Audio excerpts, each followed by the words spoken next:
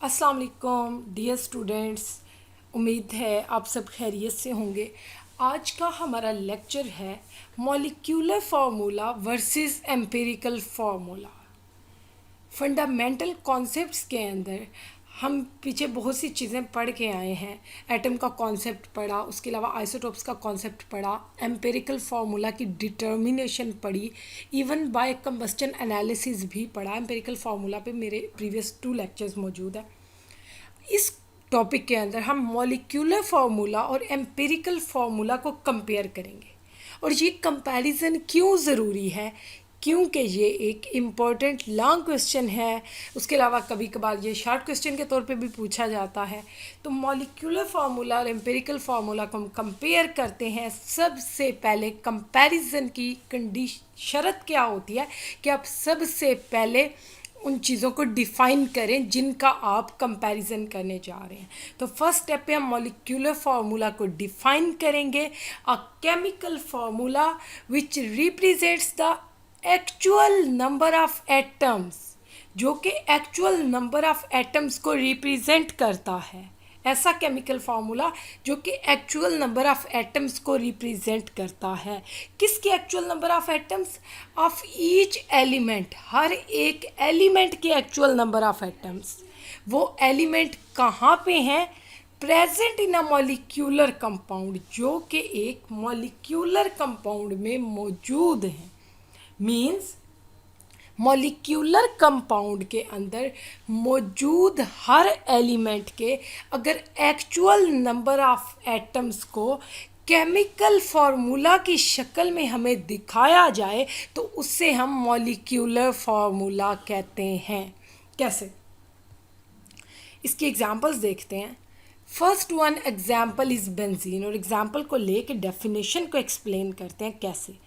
आप ये देखें, सबसे पहले आपने कहा कि हर एलिमेंट जो कि मॉलिक्यूलर कंपाउंड के अंदर मौजूद है।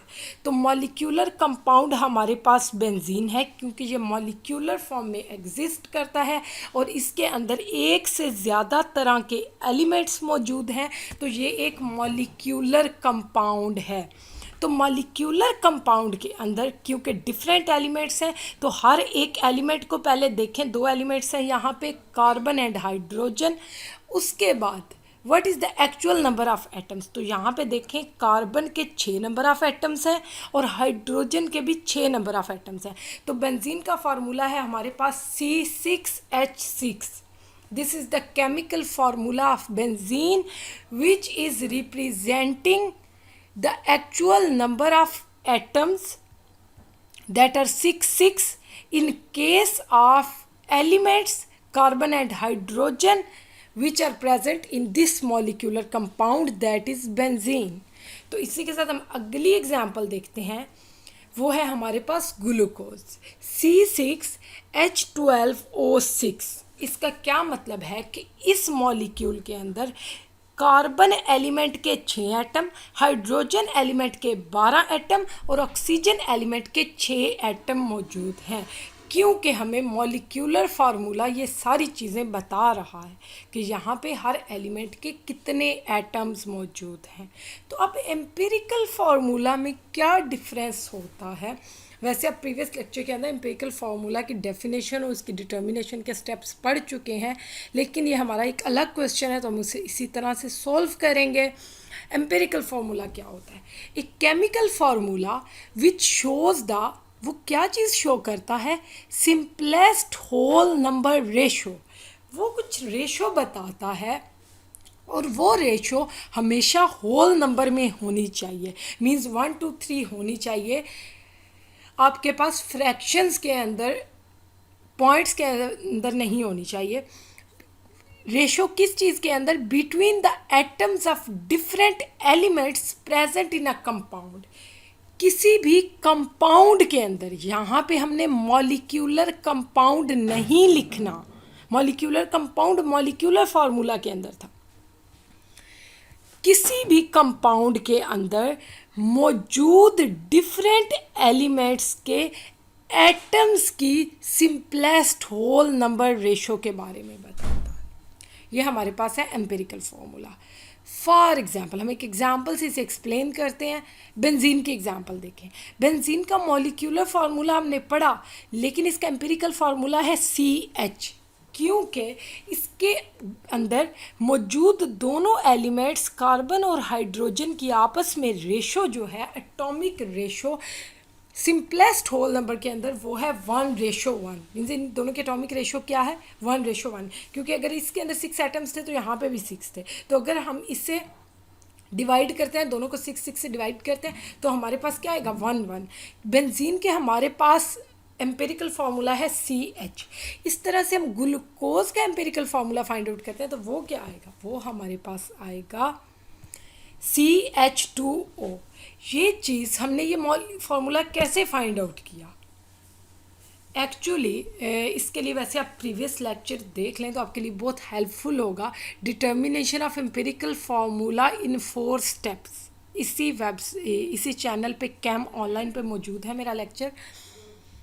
इसके अंदर आप ये देखें, आपने देखना होता है कि आपके पास जितने भी एलिमेंट्स किसी भी कंपाउंड के अंदर मौजूद हैं, उसमें से कौन सा ऐसा एलिमेंट है जिसके एटम्स हमारे पास सबसे कम है। एक्चुअली हम वहाँ पे नंबर ऑफ मोल्स देखते हैं, वो सबसे कम है, और उसे डिवाइड करते हैं। एम्पिरिकल फार्मूला की डिटर्मिनेशन में हम क्या करते हैं, हम इन एलिमेंट्स को, इनकी पहले परसेंटेज कंपोजिशन फाइंड आउट करते हैं, बाद में इनकी ग्राम एटम्स फाइंड आउट करते हैं, उसके बाद इनकी मोल रेशो लेते हैं, और वो हमारे पास देती है एम्पिरिकल फार्मूला।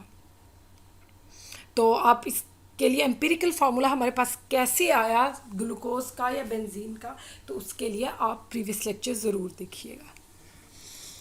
मॉलिक्यूलर फार्मूला और एम्पिरिकल फार्मूला में अगला डिफरेंस क्या है, ये डिफरेंस तो था डेफिनेशन का। सबसे पहले हम 2 चीज़ों में डिफरेंस करते हैं, तो हम उन दोनों की डेफिनेशन देखते हैं, और डेफिनेशन के साथ एग्जाम्पल लिखना कभी भी नहीं भूलना, नहीं तो मार्क्स डिडक्ट हो जाते हैं। और आपने एटलीस्ट 2 एग्जाम्पल्स लिखनी होती हैं हर डेफिनेशन के साथ। तो उसके बाद अगला स्टेप क्या होता है कि आपने ये चीज़, क्योंकि ये एक फार्मूला है, तो आपने इस फार्मूला को डिटरमाइन कैसे किया है, फाइंड आउट कैसे किया है। आप कभी भी मॉलिक्यूलर फार्मूला को डिटरमाइन करना चाहें तो आप क्या कहते हैं, मॉलिक्यूलर फार्मूला सिर्फ मॉलिक्यूल्स का होता है, ये बात याद रखें। वो चीज़ें जो मॉलिक्यूलर फॉर्म में एग्जिस्ट करती हैं वो मॉलिक्यूलर फार्मूला रखती हैं। तो मॉलिक्यूलर फार्मूला को डिटरमाइन करने के लिए हमेशा क्या किया जाता है, पहले केमिकल एनालिसिस के through empirical formula find out किया जाता है। जैसे मैंने पीछे थोड़ी सी एलाबोरेशन बताई कि किस तरह से एम्पेरिकल फार्मूला फाइंड आउट किया जाता है, लेकिन इसका प्रॉपर लेक्चर मौजूद है। एम्पेरिकल फार्मूला की डिटर्मिनेशन के बाद आप उस एम्पेरिकल फार्मूला को किसी n नंबर से मल्टीप्लाई कर देते हैं, तो आपके पास मॉलिक्यूलर फार्मूला आ जाता है। अब वो बात जो हम बार बार कर रहे हैं, आप ये लिखेंगे पेपर के अंदर कि एम्पेरिकल जो मॉलिक्यूलर फार्मूला की टर्म है वो सिर्फ़ और सिर्फ मॉलिक्यूलर कंपाउंड्स के लिए यूज़ होती है, मीन्स वो आयोनिक कंपाउंड्स के लिए यूज़ नहीं होती। अब एम्पेरिकल फार्मूला क्या होता है, इसे कैसे फाइंड आउट किया जाता है, क्योंकि कंपैरिजन में आपने इस साइड पे जो चीज़ लिखनी होती है वही चीज़ आपने दूसरी साइड पे भी लिखनी होती है। मीन्स यहाँ पे आपने लिखा कि मॉलिक्यूलर फार्मूला कैसे ऑब्टेन होता है, तो यहाँ पे आप लिखेंगे एम्पेरिकल फार्मूला कैसे ऑब्टेन होता है। It is obtained from the percentage composition of elements. वही बात फिर कि आप, ये बेसिक चीज़ है कि पहले अपने परसेंटेज कंपोजिशन फाइंड आउट करनी होती है। एक्चुअली आपने केमिकल एनालिसिस करना होता है किसी भी सैंपल का, तो आपको उसका एम्पिरिकल फार्मूला फाइंड आउट हो जाता है। इन 4 स्टेप्स आपने ये प्रोसेस करना होता है।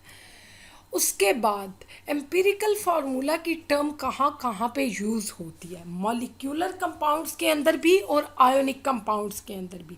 दोनों केसेस में आप एम्पिरिकल फार्मूला की टर्म यूज़ कर सकते हैं। तो ये हमारे पास 3rd स्टेप तक कंपैरिजन का। उसके बाद हम 4th पॉइंट के अंदर क्या लिखेंगे, relationship between empirical and molecular formula, कि एम्पिरिकल और मॉलिक्यूलर फार्मूला का आपस में रिलेशन क्या है। तो सबसे पहले ये देखें, हमने एक चीज़ पढ़ी है, वो ये कि किसी भी कंपाउंड का हमारे पास अगर किसी भी मॉलिक्यूलर कंपाउंड का, याद रखें क्योंकि मॉलिक्यूलर फार्मूला हमेशा आपने मॉलिक्यूल के लिए फाइंड आउट करना है, तो किसी भी मॉलिक्यूलर कंपाउंड के एम्पिरिकल फार्मूला को अगर आप n के साथ मल्टीप्लाई कर दें तो आपके पास मॉलिक्यूलर फार्मूला आ जाता है। एक्चुअल कन्फ्यूजन ये है कि ये एन क्या है, ये कितना है, हमने कभी अभी तक बताया ही नहीं है कि एन क्या चीज़ है। तो भी मैं यही बताने जा रही हूँ, डोंट वरी। एन एन आप कैसे फाइंड आउट करते हैं? किसी भी मॉलिक्यूलर कंपाउंड का मॉलिक्यूलर मास जो कि एक एक्सपेरिमेंटल मेथड से फाइंड आउट किया जाता है, उसे आप डिवाइड कर देते हैं एम्पिरिकल फार्मूला मास के साथ, तो आपके पास एन की वैल्यू आ जाती है। अब ये मॉलिक्यूलर मास कितना होता है, एम्पिरिकल फार्मूला मास कितना होता है, कैसे डिवाइड करते हैं और क्या वैल्यू आती है एन की, तो इसे करने के लिए मैं आपको एक एग्जाम्पल करवाती हूँ। दिस इज़ ऑफ बेंजीन, कि आप बेंजीन के लिए एन की वैल्यू कैसे फाइंड आउट करेंगे। तो बेंजीन के लिए आपने क्या करना है, न्यूमरेटर के अंदर mass of molecular compound that is C6H6, इसका मास लिखना है। डिनोमिनेटर के अंदर आपने एम्पिरिकल फार्मूला मास, किसका मास, CH, क्योंकि एम्पिरिकल फार्मूला क्या है, CH, तो उसका मास लिखना है। मॉलिक्यूलर फार्मूला क्या है, C6H6, तो न्यूमरेटर के अंदर मॉलिक्यूलर फार्मूला का मास लिखना है, डिनोमिनेटर के अंदर एम्पिरिकल फार्मूला का मास लिखना है। और ये दोनों फार्मूला पीछे आपको बता चुकी हूँ। अब आपके पास क्या आएगा, n is equal to, actually carbon का हमने एटॉमिक मैस, हमने relative atomic molecular and formula masses पढ़े हैं, वो भी लेक्चर इसी चैनल पे मौजूद है, relative atomic molecular and formula message का। तो वो अगर आपको इन चीज़ों में कन्फ्यूजन हो, एटॉमिक मैस में, मॉलिक्यूलर मैस में, तो आप वो लेक्चर विज़िट कर लें।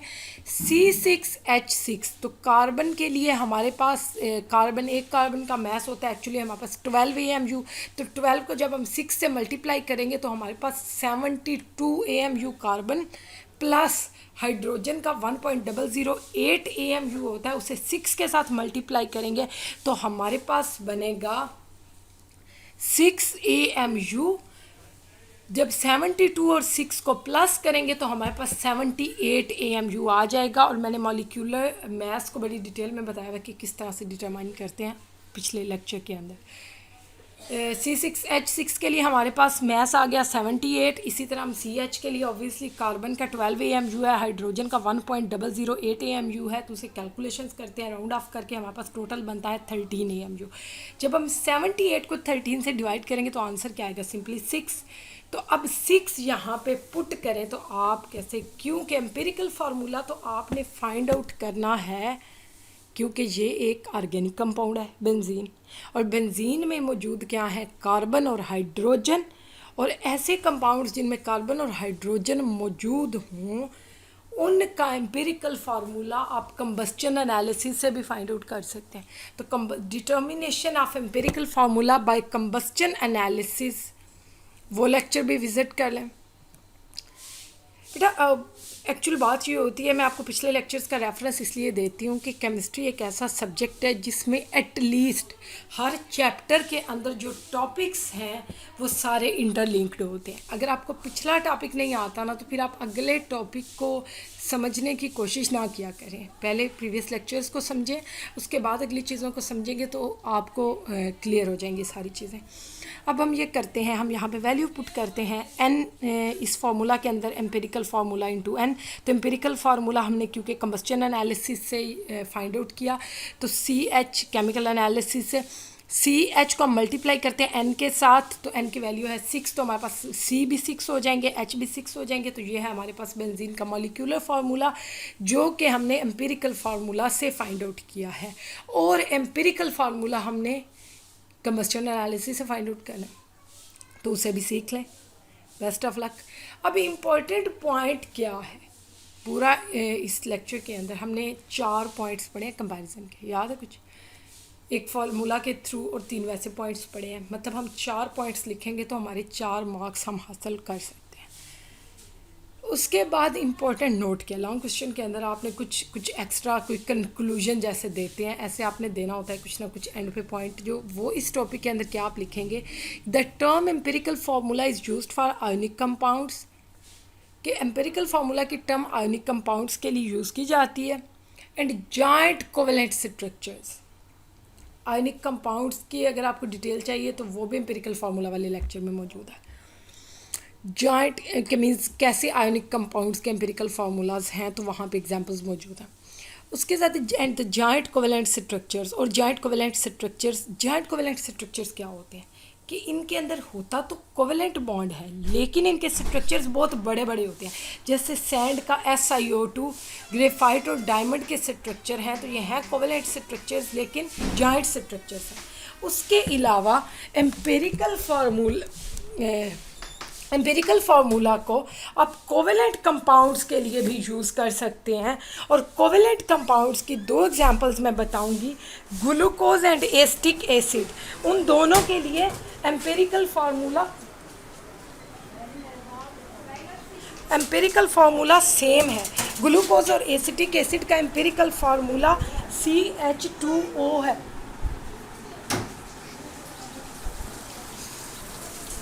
उसके बाद अगला पॉइंट, वो कंपाउंड्स जिनका कुछ ऐसे कंपाउंड्स हमारे पास होते हैं जिनका एम्पिरिकल और मॉलिक्यूलर फार्मूला सेम होता है। फॉर एग्जांपल वाटर है, carbon dioxide, ammonia and sucrose C12H22O11। In cases में हमारे पास मॉलिक्यूलर और एम्पिरिकल फार्मूला सेम होता है। इसी के साथ हमारा आज का लेक्चर ख़त्म हुआ है। एक कोटेशन के साथ एंड करूँगी। Once you replace negative thoughts with the positive ones, you will start having positive results. अगर आप एक दफ़ा अपनी नेगेटिव थिंकिंग को पॉजिटिव थिंकिंग से रिप्लेस कर देते हैं तो फिर आपके पास पॉजिटिव रिजल्ट्स आना शुरू हो जाते हैं। अगर आपको वीडियो पसंद आए तो अपने फ्रेंड्स के साथ ज़रूर शेयर करें और चैनल को सब्सक्राइब करना मत भूलिएगा। बेल आइकॉन को भी दबा दें ताकि आपको लेटेस्ट वीडियोस मिलती रहें। Best of luck. अल्लाह हाफिज़।